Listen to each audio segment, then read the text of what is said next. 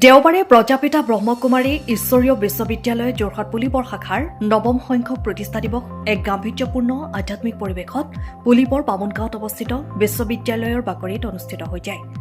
মুখ্য অতিথি হিচাপে মাজুলীৰ দক্ষিণপাট সত্ৰৰ সত্ৰাধিকাৰ শ্ৰী শ্ৰী ননীগোপাল দেৱগোস্বামী, বিশেষ অতিথি হিচাপে লেখক, সমালোচক, সুবক্তা ডক্টৰ ময়ূৰ বৰা আৰু শিশু সাহিত্যিক তথা মৌচাক মামা শান্তনু তামুলী উপস্থিত থাকে।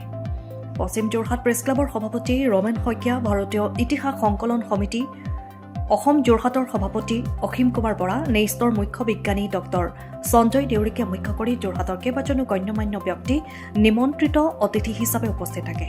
মুখ্য উদ্যোক্তা প্ৰশান্ত ভায়ে ঐশ্বৰ্য বিশ্ববিদ্যালয় উদ্দেশ্য আৰু লক্ষ্যৰ ওপৰত এক মনোগ্ৰাহী ভাষণ প্ৰদান কৰে।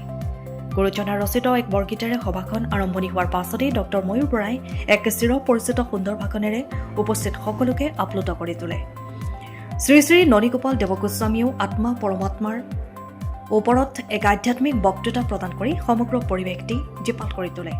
সভাতো মৌচাক মামা খ্যাত শান্তনু তামুলীয়েও নিজৰ ভাৱ প্ৰকাশ কৰে। উক্ত সভাতে বিশ্ববিদ্যালয়খনৰ ভূমিদাতা বাছা ভাইজীকো এখনি ফুলাম গামোচাৰে সম্বৰ্ধনা জনোৱা হয়। শেষত প্ৰশান্ত ভাইজীয়ে সকলোলৈকে শলাগৰ শৰাই আগবঢ়াই প্ৰতিষ্ঠা দিৱসটিৰ সামৰণি মাৰে।